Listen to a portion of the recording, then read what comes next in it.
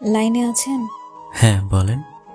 আপনার কি মনে আছে একটা সময় ছিল এই রোজার মাসে আমরা কত সুন্দরভাবেই না কথা বলে কাটিয়েছি। সেহরিতে ওঠার জন্য কল দেয়া, মেসেজে কথা বলা, সারাদিন কিভাবে গেল সমস্ত কিছু বলা, নামাজ পড়ে একে অপরের জন্য দোয়া করা, মেসেজে বলে ইফতার করতে যাওয়া, নামাজ শেষ করে এসে মেসেজ দেওয়া। হুম, আছে। কিন্তু আজ আমরা কতই না অচেনা, তাই না? যে মানুষটা কত কাছের ছিল আজকে সেই মানুষটা পর হয়ে গিয়েছে। হ্যাঁ, সমস্ত স্বপ্নগুলো তোমাকে ঘিরেই ছিল। নিয়তি আমাদের আলাদা করে দিয়েছে। আমার উপরে তোমার কতই না অভিযোগ, তাই না? হয়তো এই কথাটা আমার বলা উচিত। আমার উপরে তোমার হয়তো অনেক বেশি অভিযোগ, তাই না? না, এমন কিছু না, ভুলটা হয়তো আমারই। স্যারও এসব কথা।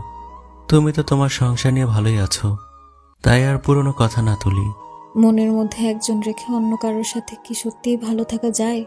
যায় না। তাহলে আমিও ভালো নেই। আচ্ছা, নতুন করে কি? বাদ দাও তো এগুলা। তোমার বাচ্চা কি করে? ঘুমিয়ে আছে। আচ্ছা, আমি আর এখন কথা বলবো না। ভালো থেকো তুমি। জানি ফোন রাখার পরে তুমি অনেক কান্না করবে। আসলে তোমার কাছ থেকে চলে আসার পরে আমি বুঝতে পেরেছিলাম তোমাকে আমি কতটা ভালোবাসি। কিন্তু অনেক দেরি হয়ে গেছে, তাই আর ভালোবাসার অধিকার নিয়ে তোমার কাছে আসতে পারিনি। পারলে আমাকে ক্ষমা করে দিও।